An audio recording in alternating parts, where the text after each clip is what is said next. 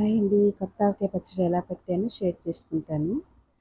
ఆవకాయ పచ్చడి కావాల్సిన సాల్టు, కారం, ఆవాలు, మెంతులు, గానుగ నూనె, వెల్లుల్లిపాయలు, మామిడికాయ ముక్కలు రెడీ చేసుకున్నాను.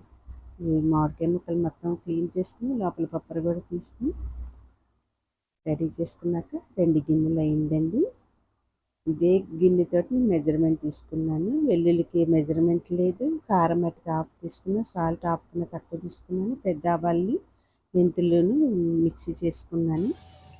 ఇవి కూడా హాఫ్ గిన్నె అయింది. తర్వాత కొద్దిగా టర్మరిక్ పౌడర్ వేసుకుని ముందుగా గానుగ నూనె ముక్కలు వేసి కలిపించుకుంటే ముక్క మెత్త పడకుండా తర్వాత కొద్దిగా నువ్వులు కూడా తీసుకుని మిక్సీ చేసుకుని మొత్తం అన్నీ కలుపుకొని మామిడికాయ ముక్కలు యాడ్ చేసుకున్నాను. మామిడికాయ ముక్కలు మొత్తం కలుపుకున్నాక లాస్ట్లో మళ్ళీ గానుగ నూనె వేసి కలుపుకొని నీట్గా రెడీ చేసి ఉంచుకున్న జాడీల్లోకి ఈ మిశ్రమాన్ని మొత్తం ఫీడ్ చేసుకున్నాను. కొత్తపల్లి కొబ్బరి మామిడికాయ ముక్కలు, తర్వాత ఆయిల్ వేసుకుని